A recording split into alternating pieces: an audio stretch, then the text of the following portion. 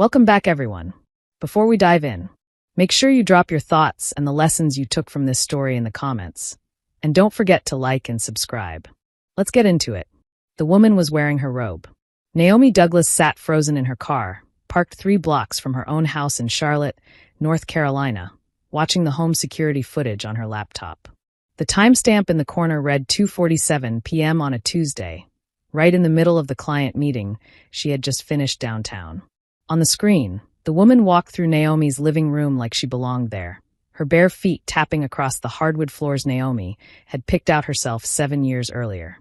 The robe clinging to her body was the silk one, the deep burgundy one Naomi's husband, Jared, had given her for their 5th anniversary.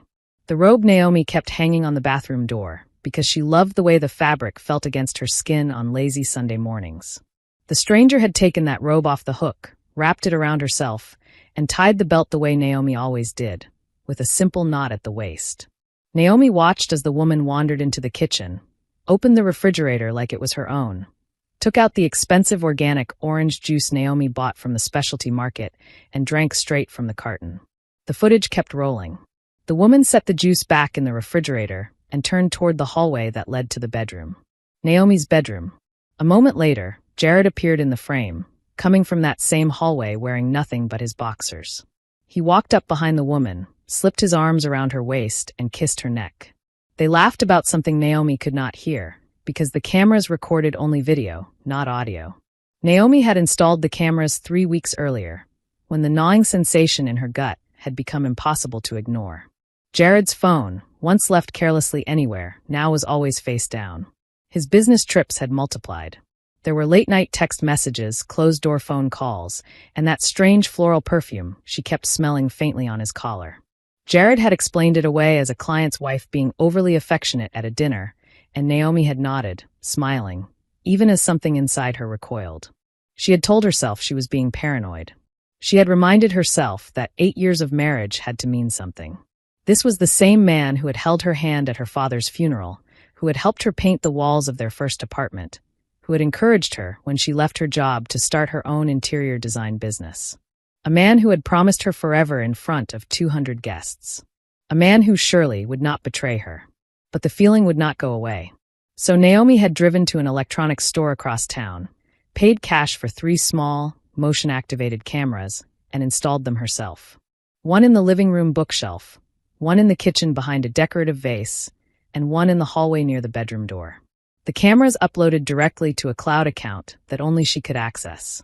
For 3 weeks, every night after Jared fell asleep, Naomi had slipped quietly out of bed, opened her laptop in her home office, and checked the footage. For 3 weeks, she had seen nothing but empty rooms and their cat, Pepper, jumping onto counters he was not supposed to be on. Every night, she had felt foolish and overdramatic and a little bit ashamed of herself. Until today, Naomi shut the laptop with a sharp snap. Her hands were shaking so badly, she had to rest them on the steering wheel. These were the same hands that had built a successful design business from nothing, that had drafted plans, hung artwork, measured fabrics, and worn a wedding ring for 8 years. Right now, the ring on her finger felt heavier than it ever had before, foreign, like it belonged on someone else's hand. She picked up her phone and stared at the screen. 3 missed calls from Jared.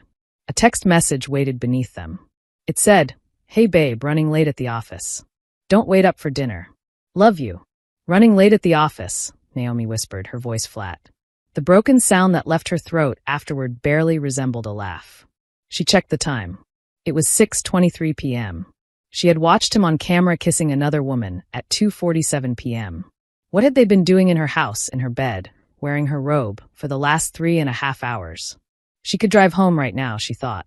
She could burst through the front door, scream, throw things, demand answers, demand honesty. That was what the Naomi from a year ago would have done, the Naomi who trusted her husband and their life together without question. But that version of herself felt far away now, like a person she used to know. Instead, Naomi sat very still in the driver's seat and forced herself to breathe. Jared did not know about the cameras. He did not know what she had seen, did not know that his carefully constructed lies had already collapsed, at least in her mind. That ignorance, she realized slowly, was an advantage. She heard her mother's voice in her memory, from a conversation years ago when Naomi had come home furious after a betrayal by a former coworker. "Anger is like fire, baby," her mother, Evelyn, had said, her tone soft but firm. "You can let it burn everything down, including yourself, or you can learn to control it. Use it. Let it forge something stronger." Naomi blinked, and only then realized she had been crying. The tears had slipped down silently while she watched her marriage end on a small laptop screen in a parked car. She wiped her cheeks with the back of her hand and took 3 slow, measured breaths. She was not going to storm into the house and burn everything down. Not yet. She was going to be smart. She was going to be patient. She was going to find out exactly how deep this betrayal went. She started the car and drove home, weaving through early evening traffic with mechanical precision. By the time she pulled into their driveway, her face was carefully composed. No tears. No rage. Just the calm, pleasant expression of a woman coming home after a long day of work. Jared's car was not in the driveway. Of course it was not. He was running late at the office. Inside, everything looked normal. The living room was exactly as she had left it that morning. The kitchen counters were spotless. The orange juice sat neatly back in the refrigerator. The burgundy robe hung on the bathroom door, folded just so, as if it had never been touched. But Naomi knew. These rooms knew. The walls felt heavier, as if they were holding secrets. She walked to the bookshelf in the living room and glanced at the spot where one of the cameras was hidden behind a row of novels. If you did not already know it was there, you would never see it. Naomi thought about the footage it had captured today, already saved to the cloud. She thought about how easy it would be for Jared to claim she was imagining things, that she was making it all up, if she had nothing to prove what she had seen. Her phone buzzed again. Another text from Jared appeared. "On my way home now. Should I pick up Ty?" Naomi typed back. "That sounds perfect. Get my usual pad Thai. Love you." Her thumb hovered over the send button for a long moment. Those 2 words, "love you," had once felt comforting and effortless. Now they felt like ashes. She pressed send anyway. When Jared came home an hour later, Naomi was sitting neatly on the couch in a bright blue dress, her hair twisted into the style she had done the previous weekend. She looked every bit the picture of a happy wife waiting for her husband to bring dinner. He leaned down to kiss her cheek, dropped the takeout bag on the coffee table, and launched into a story about a meeting that had supposedly run late. Naomi listened, nodding and asking small questions at the right moments. She watched him lie with easy confidence, watched how smoothly he skipped over the gap in his afternoon, the hours that did not involve any office at all. He did not mention the woman. He did not mention her robe. He did not mention the way he had wrapped his arms around someone who was not his wife. "How was your day?" Jared asked when he finished talking, reaching across the table to take Naomi's hand while they ate. "It was good," Naomi said. The words almost caught in her throat. Nothing special, just the usual. The lie tasted bitter, but she swallowed it anyway. That night, when Jared finally fell asleep beside her, Naomi lay awake staring at the ceiling, her mind racing.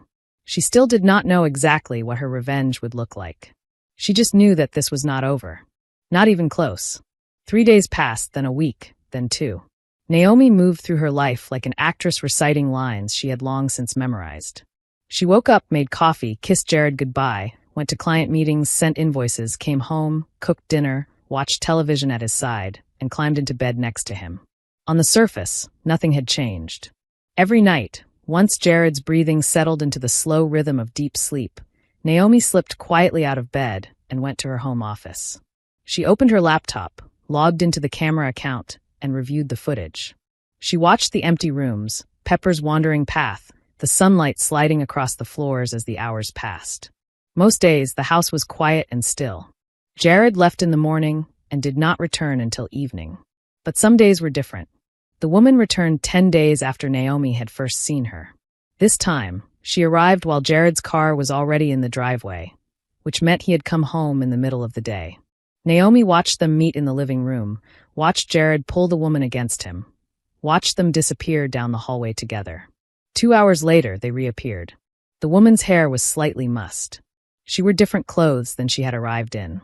Jared walked her to the door and kissed her one last time before she left. Naomi noted the timestamps. She downloaded the footage and saved it into a blandly titled folder on her laptop. House renovation ideas. Naomi made copies of everything. She transferred the videos to 2 flash drives and hid one in the bottom of a file box in her office downtown and the other in the back of a supply cabinet. She had always believed in backups for her design work.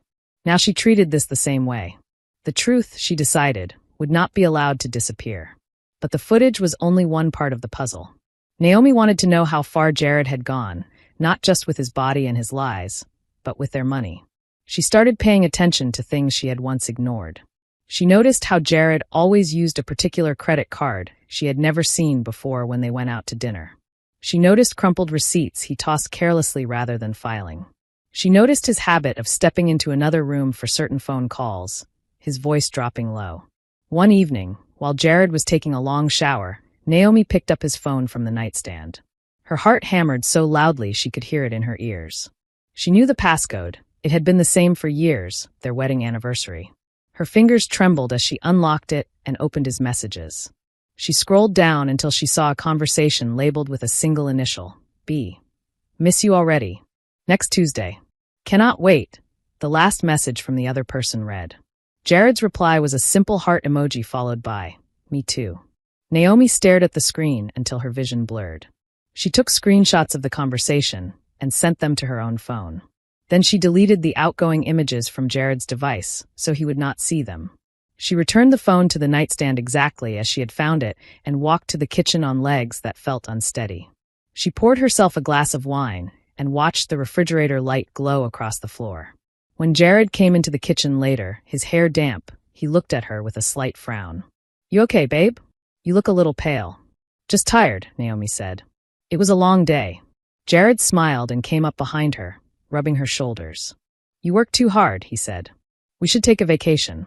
Maybe go back to that beach resort in Miami we loved for our anniversary. Naomi thought about that trip. The soft sand, the ocean breeze, the way Jared had held her hand on the boardwalk at sunset and told her he was the luckiest man alive. That sounds nice, she said.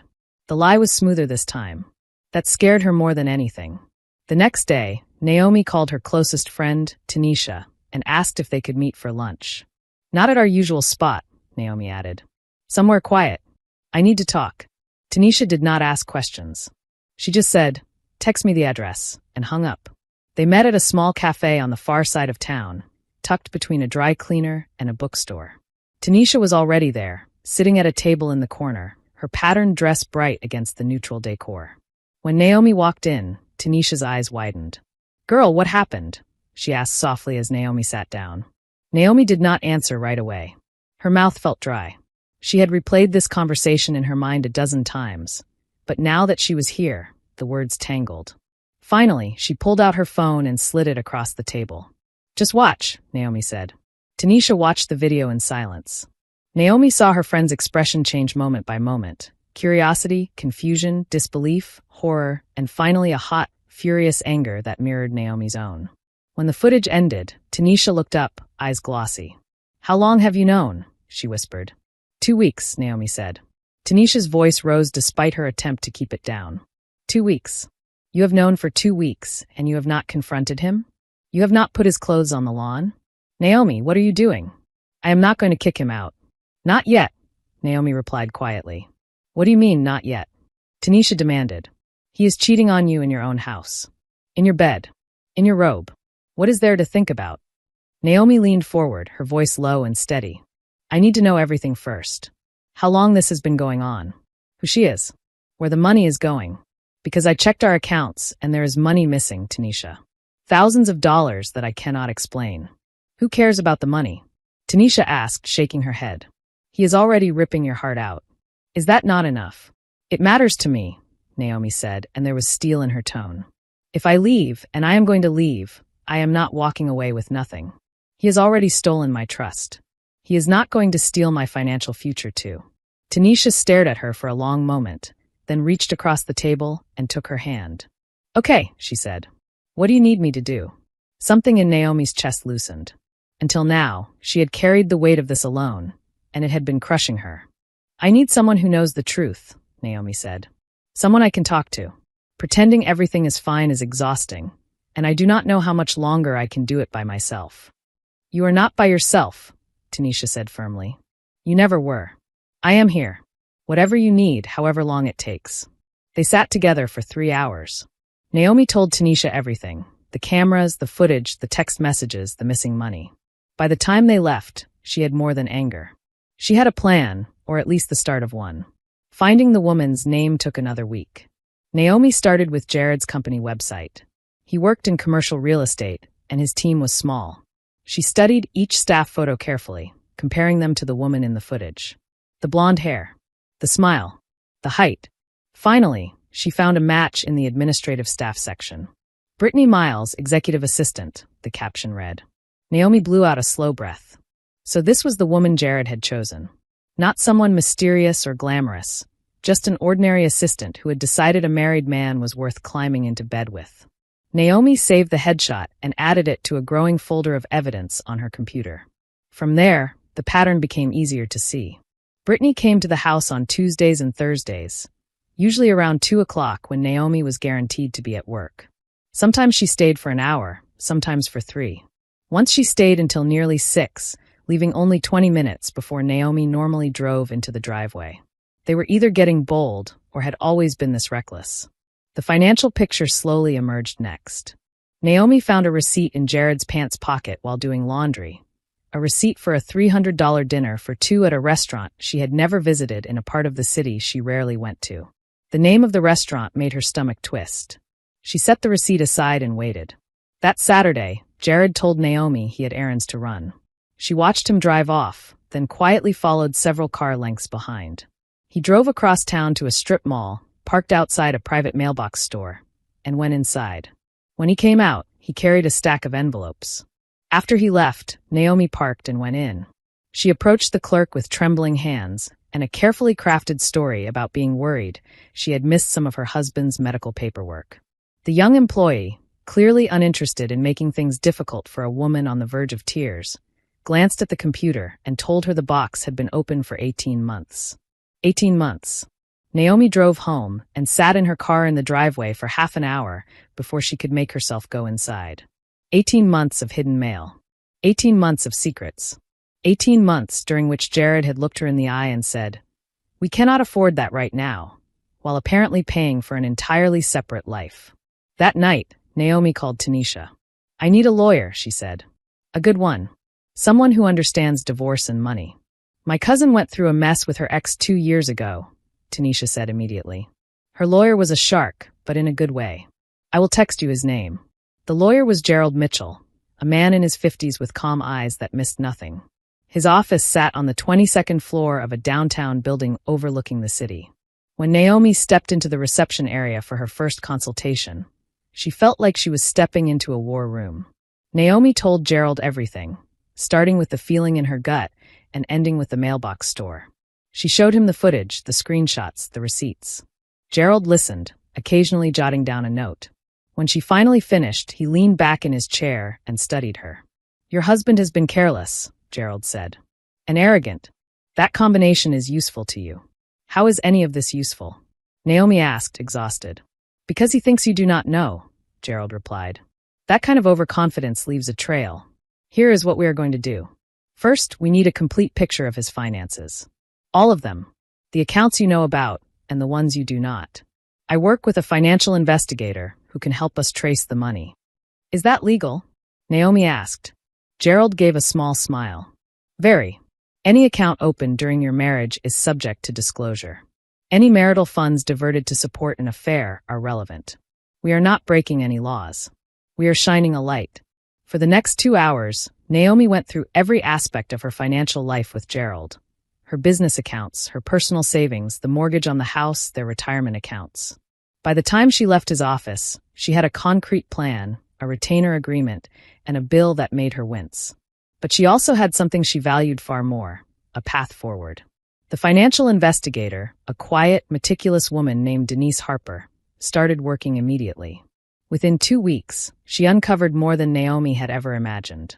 Jared had been siphoning money from their joint accounts for over 2 years. Small withdrawals at first, then larger ones. He had opened 3 credit cards in only his name, all during their marriage. The combined balance was nearly $40,000, almost all of it charged to restaurants, hotels, jewelry stores, and boutiques Naomi had never set foot in. Denise also found a separate savings account at a bank on the other side of Charlotte, funded by commission checks Jared had never mentioned. That account held nearly $25,000. Money that legally belonged to both of them. Money Naomi had once assumed was not coming in at all. Naomi sat in Gerald's office while Denise walked them through the spreadsheets. Her rage burned so hot it almost felt cold. He has been planning this, Naomi said slowly. The secret accounts. The box. The credit cards. He has been building an exit ramp. It certainly looks like he was preparing for possibilities, Gerald replied. Whether he intended to leave you or simply wanted a safety net that did not include you, we cannot know. What we do know is that he has committed serious financial misconduct. What do we do now? Naomi asked. Now we protect you, Gerald said. We separate your business from the marital assets. Your company is yours. You built it. We also pursue a restraining order on the joint accounts before we file. Once this goes public, he will try to move money. We will make sure he cannot. Naomi nodded. I want the house, she said after a moment. I do not want to leave the place where he did this. I want to reclaim it. And I want him out. Then that is what we will ask for, Gerald replied. Given the financial fraud, we have a strong argument. As the weeks went on, the case grew thicker. Denise discovered that 6 months earlier, Jared had added Brittany as an authorized user on one of the secret credit cards. Brittany had used it for clothing, salon visits, spa days, and luxury purchases Naomi had never seen. All of it was charged to debt Naomi was technically responsible for. Naomi had to excuse herself from Gerald's office to walk around the block when she first saw Brittany's name on the statement. The air outside was warm and heavy, but she barely noticed. The rage was a physical thing, pulsing just under her skin. When she came back in, her voice was steady. When we file, Naomi said, I want her name in those papers. I want the court to know exactly who she is and what she did. That could complicate things, Gerald warned. Naming a third party can lead to additional fights. Accusations of defamation. She knew he was married, Naomi said. She came into my home. She wore my robe. She spent our money. There is nothing to defame. I want her on the record. Gerald regarded her for a long moment, then nodded. All right, we will proceed carefully, but we will not hide what happened. I do need you to understand. Once we file, there is no going back. Your private life becomes part of the public record. People will talk. They can talk, Naomi said. I am not the one who should be ashamed. That night, Naomi went home and watched Jared sleep. His face, in the dim light, looked almost young, almost innocent. For a fleeting second, she saw the man she had married, the one who used to dance with her in the kitchen, who had helped her build sample boards for her first clients, who had told her he wanted to spend his life with her. Then she remembered the camera footage, the secret accounts, and the card with Brittany's name on it. The pity evaporated. Naomi got out of bed, went to her office, and organized the evidence one last time. Videos, screenshots, bank statements, credit card records, saving an updated copy to a new flash drive that she tucked into a false compartment at the bottom of a decorative storage box. The hardest part, in those final days before filing, was the pretending. Naomi's smile grew more practiced. Her laughter sounded right to anyone who did not know what to listen for. She was losing weight she could not afford to lose and waking from restless sleep with her heart pounding. Tanisha noticed the toll and tried to convince Naomi to move out before the papers were filed. Naomi refused. I am almost there, Naomi said one Saturday afternoon as they sat in her living room drinking tea. Jared was supposedly at a golf game with colleagues. Gerald says another week, and everything will be ready. I am going to finish this the way I started it. On my terms. The full scope of Jared's betrayal became undeniable on a rainy Wednesday afternoon in Gerald's office. They were reviewing the final financial report when Naomi noticed a pattern in the hotel charges. Her fingers slid down the page. These dates, she said, they line up with the second Tuesday of every month. All the way back for 2 years. Gerald cross-checked the dates against the calendar Naomi kept on her phone. Every second Tuesday, Jared had claimed to be working late or traveling. For 2 straight years, he had been lying. Naomi felt the breath leave her lungs in a single, sharp exhale. There was more. Denise had found a lease for an apartment across town. The payments had been coming out of one of Jared's secret accounts for 18 months. He has a whole apartment? Naomi asked, her voice hollow. An entire place I did not know existed? Yes, Gerald said carefully. He appears to have been using it as a private space. Several of the hotel charges stopped around the time the lease began. Naomi walked to the floor-to-ceiling window in Gerald's office and stared out at the rain-washed city. "I shared a life with a man who had another life running parallel to mine," she said quietly. "I cooked his meals while he was paying rent somewhere else. I worried about budgets while he was buying someone else dresses and spa days." "None of that is your fault," Gerald said. "You trusted your husband. That is what people are supposed to do in a marriage. What matters now is what you do with the truth." Naomi turned back to him. There was no hesitation in her voice. "Let us file," she said. "I want the paperwork in the court by Monday." Monday morning, Naomi dressed with intention. She chose a bright red blouse that made her feel strong, her best tailored pants, and heels that clicked sharply against the floor with each step. She put on the gold hoops her mother had given her for her 30th birthday and applied her makeup with a steady hand. When she came downstairs, Jared was standing at the kitchen counter making coffee. "You look nice," he said. "Big client presentation today?" "Something like that," Naomi replied. She poured herself a cup of coffee, took a sip, and added, "I will be home late tonight. Do not wait up." At Gerald's office, the paperwork waited. Naomi signed the petition for divorce, the motion for emergency control of the marital assets, and the documentation placing Brittany's name squarely in the record. By noon, the documents had been filed. A process server was on his way to Jared's office. At 2:17 p.m., Naomi's phone started buzzing. Jared's name lit up the screen. She let it ring. It rang again.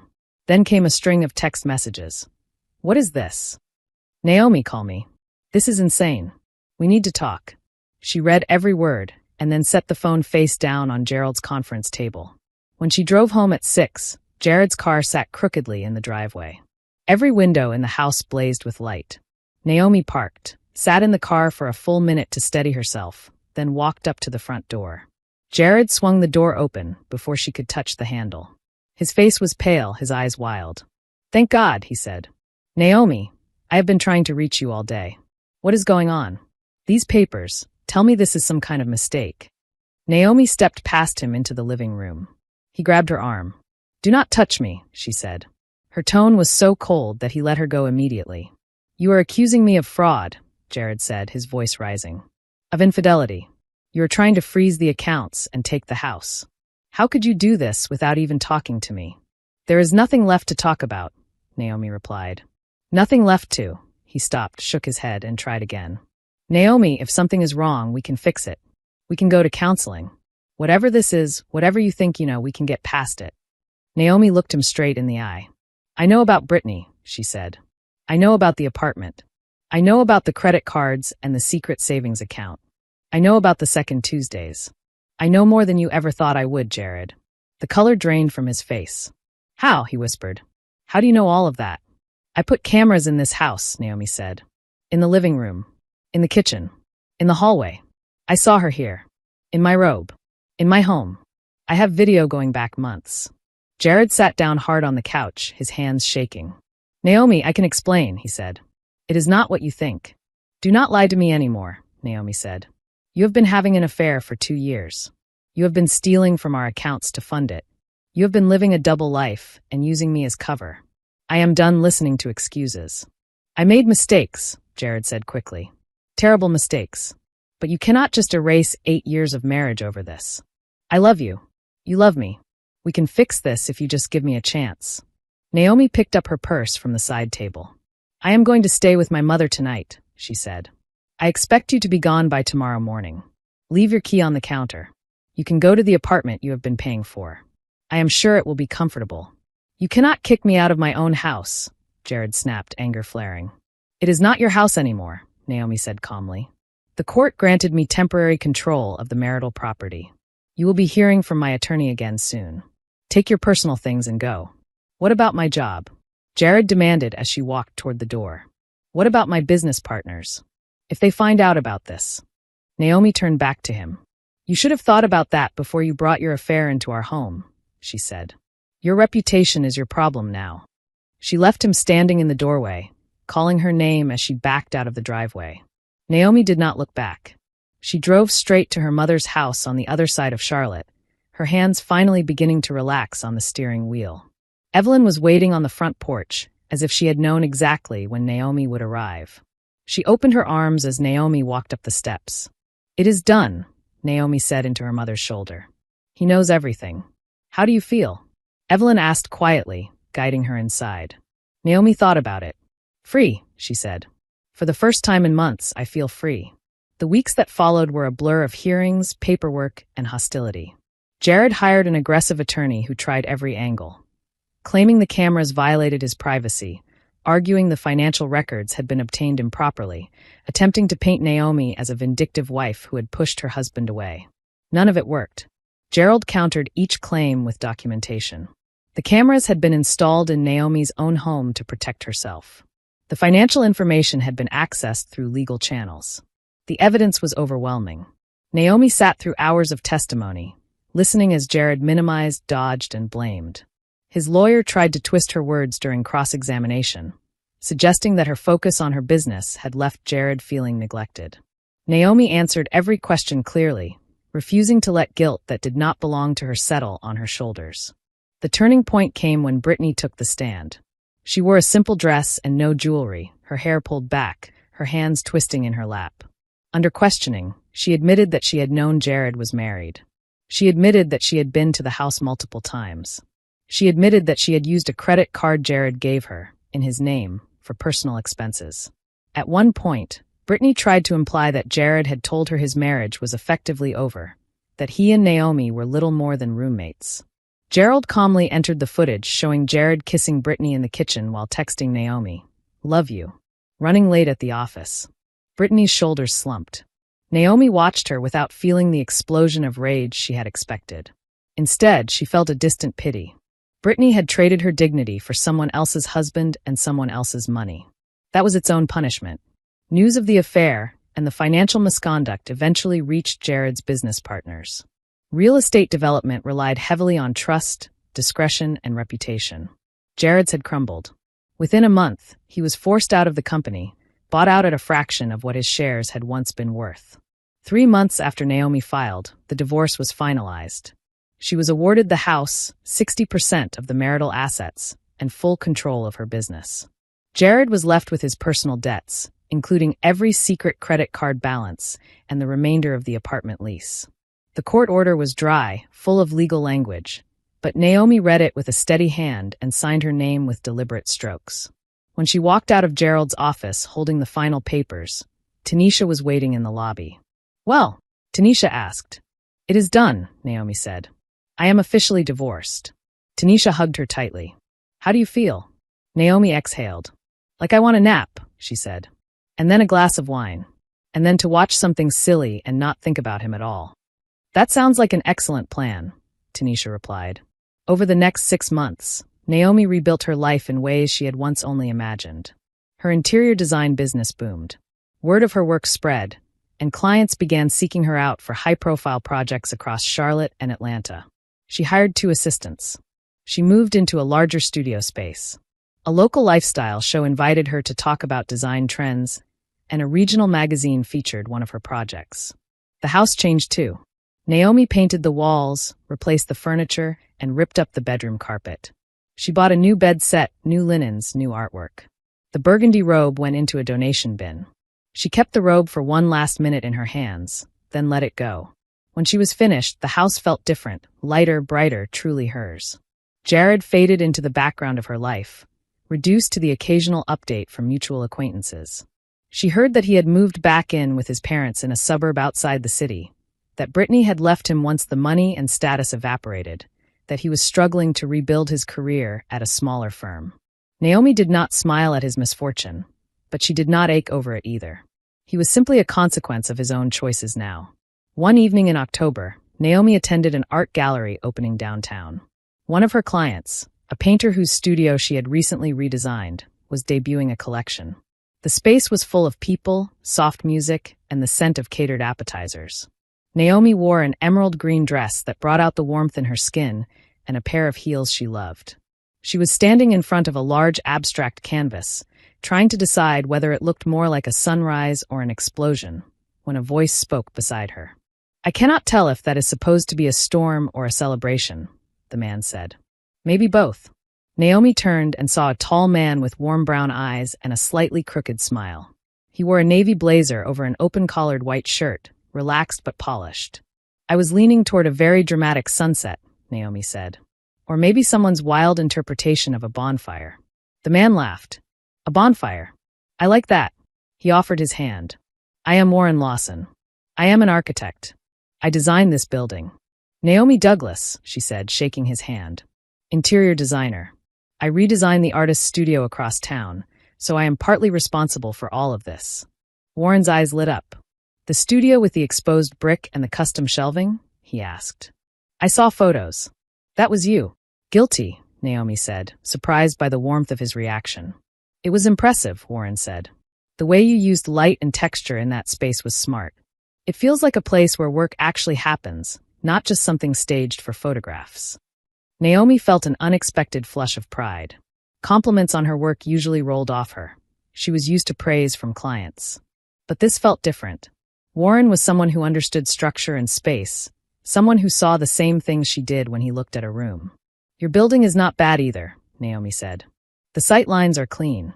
The way the gallery rooms flow into each other works well. Warren smiled. I will take not bad from you as high praise, he said. Can I get you a glass of wine? Maybe we can debate which one of us did the better job. Naomi hesitated for half a second, then nodded.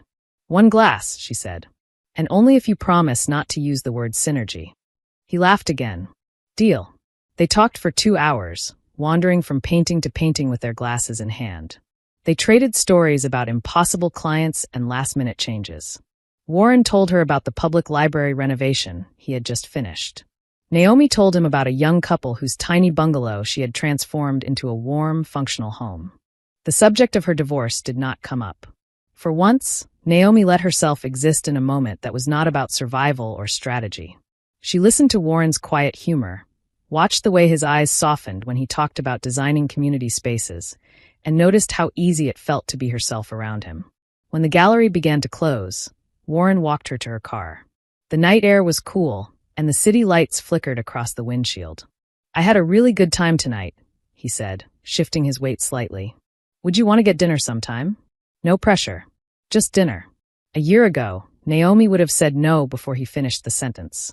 6 months ago, the idea of sitting across from someone new would have made her chest tighten. Now, standing in a parking lot with her hair gently shifting in the breeze and the faint echo of music behind her, she surprised herself. I would like that, she said. Warren's smile widened. Good, he said. I will call you. He waited until she had climbed into her car, then raised a hand in a small wave as she pulled away. Naomi glanced at him once in the rearview mirror, then focused on the road ahead. She did not know what would come of dinner, whether Warren would be a brief chapter in her life or something longer. For the first time in a long time, the uncertainty did not scare her. 1 year after the divorce, Naomi stood on the balcony of her remodeled bedroom just before sunrise, a mug of coffee cupped in her hands. The sky over Charlotte was pale and pink, streaked with faint clouds. The city was just beginning to stir. Everything around her was different now. The bed behind her was new. The artwork on the walls was hers. The house no longer held ghosts, it held possibilities. The woman who had sat in a parked car watching footage of betrayal felt like someone Naomi had once read about rather than someone she had been. Warren came out onto the balcony, barefoot, still sleepy. They had been seeing each other for 10 months. Slowly, carefully, on their own terms. He knew everything now about Jared, about Brittany, about the cameras and the court hearings. Naomi had told him on their 4th date, her voice shaking. Warren had listened without flinching and told her she was stronger than she realized. You are up early, Warren said, stepping beside her. Could not sleep, Naomi said. Too much on my mind. Good things or bad things, he asked. Naomi took a slow sip of coffee. Good things, she said. Just big things. Thinking about the future. Thinking about what comes next. Warren nodded. He did not push. That was one of the things Naomi valued most about him. He left space. He let her breathe. I have been thinking about forgiveness, Naomi said after a moment. Not for Jared and Brittany. They can live with what they did. For myself. For not seeing it sooner. For trusting someone who did not deserve it. For letting what happened define me for longer than it deserved. Warren set his mug down and took her free hand in his. You trusted your husband, he said quietly. That is not a failure. That is what decent people do. I know that here, Naomi said, touching her temple. I am finally starting to feel it here. She placed her hand over her chest. They stood in comfortable silence while the sun climbed higher. Later that day, Naomi met a young couple at her office, full of excitement about their first home. She listened to their hopes, watched them light up over fabric swatches and paint colors, and felt something that surprised her. Not bitterness, but a quiet joy that someone else's story was just beginning. That evening, she had dinner at her mother's house. Evelyn's pot roast filled the kitchen with a familiar, comforting smell. They ate at the same table where Naomi had once done her homework. The conversation drifted easily from work to family to small neighborhood gossip. "How is Warren?" Evelyn asked, her smile giving away the answer she hoped to hear. "He is good," Naomi said. "He makes me feel like myself. I am not sure I believe in the idea of one perfect person for everyone anymore. But I like who I am when I am with him. Right now, that is enough." Evelyn reached across the table and squeezed her hand. "That is all I ever wanted for you," she said. "To be yourself and to be at peace. Everything else is just details." Driving home that night with the windows cracked and the radio turned low, Naomi thought about the distance she had traveled in the last 2 years. She had been betrayed. She had been lied to. She had stood in court and listened while someone tried to make her doubt her own reality. Yet here she was breathing, creating, laughing. When she walked into her house, Pepper wound around her ankles, purring loudly. Naomi picked him up, pressed her face into his fur for a moment, then set him down and moved slowly from room to room. The living room that had once appeared on a laptop screen like a crime scene now held a deep green sofa, patterned pillows, and a stack of design books on the table. The kitchen glowed softly under cabinet lighting, its surfaces covered with items Naomi had chosen solely because they made her smile. The bedroom held calm colors, clean lines, and no memories she did not want. She stepped out onto the balcony again. The city lights sparkled under a clear night sky. Somewhere in the distance, someone laughed. Somewhere else, a car door slammed. Life went on as it always did. Naomi leaned against the railing and let the quiet settle around her. Her life was not the one she had planned when she said, "I do," 8 years earlier. The chapter with Jared had ended in shards and smoke. But it had ended. She had survived. More than that, she had taken back every piece of herself he had tried to scatter. She did not need to watch Jared's life fall apart to feel whole. He was a closed file, an old design she had torn up and thrown away. The future stretching out in front of her belonged to her alone. Naomi smiled, a slow, genuine smile that reached all the way to her eyes. "This is my life," she murmured into the night air. "And I am not letting anyone else write it for me again." If you enjoyed this story, please like, comment, and share this video with your friends. Subscribe and turn on the notification bell so you never miss a powerful story drop.